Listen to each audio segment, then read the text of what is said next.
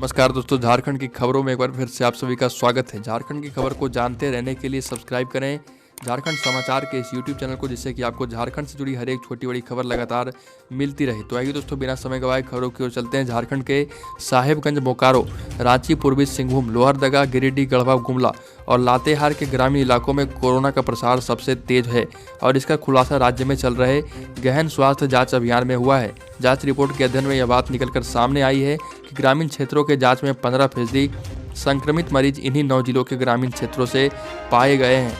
अगली खबर दोस्तों, झारखंड में टीके का टोटा हो गया है। राज्य में देर से शुरू हुआ 18 से 44 वर्ष आयु वर्ग का वैक्सीनेशन टीके के अभाव में एक बार फिर से रुक जाएगा।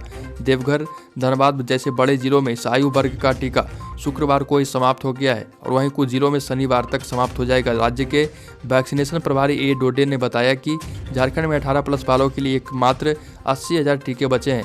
मई महीने में झारखंड को लगभग 5.5 लाख टीका ही अलॉट किया गया था।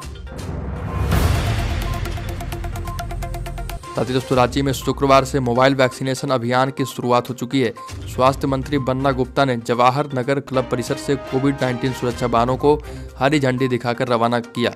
पहले चरण में 2 वैक्सीनेशन की 2 गाड़ियां से इस अभियान की शुरुआत हुई है और राज्य के डीसी छवि रंजन ने बताया कि एक गाड़ी से 45 से अधिक उम्र वालों का वैक्सीनेशन होगा और दूसरी गाड़ी से 18+ वालों का वैक्सीनेशन किया जाएगा। और उन्होंने बताया कि मोबाइल वैक्सीनेशन का लाभ लेने के लिए किसी भी स्थान पर 20 लोग होने आवश्यक हैं। कम से कम 20 लोग होने पर कंट्रोल रूम नंबर पर बात करके उन्हें वैक्सीनेशन दी जाएगी। वहीं दोस्तों, 2 दिनों तक लगातार बारिश के बाद रामगढ़ में बारिश थम गई है, लेकिन इसने कईयों के रोजगार पर पानी फेर दिया है। रजरप्पा में भैरवी नदी का जलस्तर बढ़ने के कारण भैरवी नदी के किनारे लगने वाली सैकड़ों दुकानें बह गई है। दुकानदार महावीर मुर्मू ने बताया कि पिछले 22 अप्रैल को लॉकडाउन लगने के बाद नदी के किनारे के दुकानदारों ने अपनी अपनी दुकानों से सामान हटा लिया था, जिसके कारण बड़ी क्षति नहीं हुई।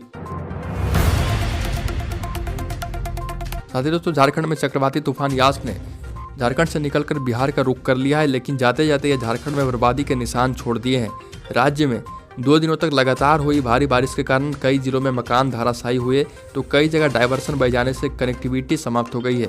रांची में किसानों के तैयार फसल भी बर्बाद हो गए हैं। यास के कारण लातेहार के सदर प्रखंड के होटबाग गाँव में ओराव टोला में बरगद का विशालकाय पेड़ भी गिर गया। साथ ही दोस्तों, रांची वासियों के लिए शुक्रवार का दिन खास रहा। कोरोना पर विजय के करीब पहुंच गया है रांची। 2 माह बाद कोरोना संक्रमितों का आंकड़ा 100 से भी नीचे आ गया है। जिला भर में कुल 89 नए संक्रमित मरीज मिले हैं और 275 लोग ठीक हुए हैं। वहीं 5 की मौत हुई है। कोरोना की दूसरी लहर शुरू होने से पहले 24 मार्च को रांची में 93 नए मरीज मिले थे। साथ ही दोस्तों, देश में लागू कॉकटेल के बाद देश के कई राज्यों में वैक्सीन का कॉकटेल का मामला सामने आया। कॉकटेल मतलब होता है कि कोवैक्सीन लेने के बाद कोविशील्ड लेना।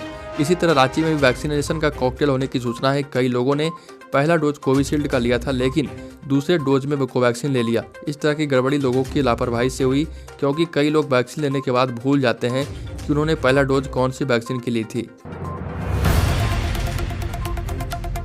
यास तूफान का असर रांची में बहुत ज्यादा पड़ रहा है। रांची में 36 घंटे से लगातार हो रही बारिश की वजह से शुक्रवार को बाजार पूरी तरह से प्रभावित हुआ। दिन के 2 बजे तक आवश्यक सामग्रियों की दुकानें खुली रहने के बाद भी लोग खरीदारी के लिए नहीं निकले।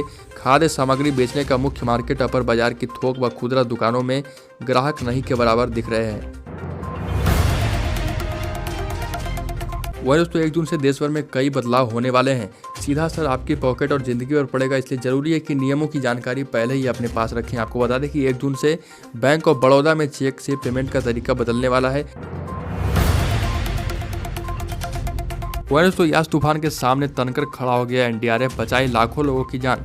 झारखंड में 15 लाख लोगों को सुरक्षित स्थान पर पहुंचाया गया। इसी तरह ओडिशा में 7 लाख लोगों को खतरे वाले क्षेत्र से निकालकर सुरक्षित स्थान पर पहुंचाया गया, यानी करीब 20-22 लाख लोगों को दोनों राज्यों में सुरक्षित स्थान पर पहुंचाया गया। वहीं दोस्तों, यास तूफान की भारी बारिश में ध्वस्त हो गए पुल के मामले की उच्च स्तरीय जांच होगी। सीएम हेमंत सोरेन के निर्देश पर ग्रामीण विकास मंत्री आलमगीर आलम ने कांची नदी पर बने पुल के ध्वस्त होने की कारणों की जांच कराने की बात कही है।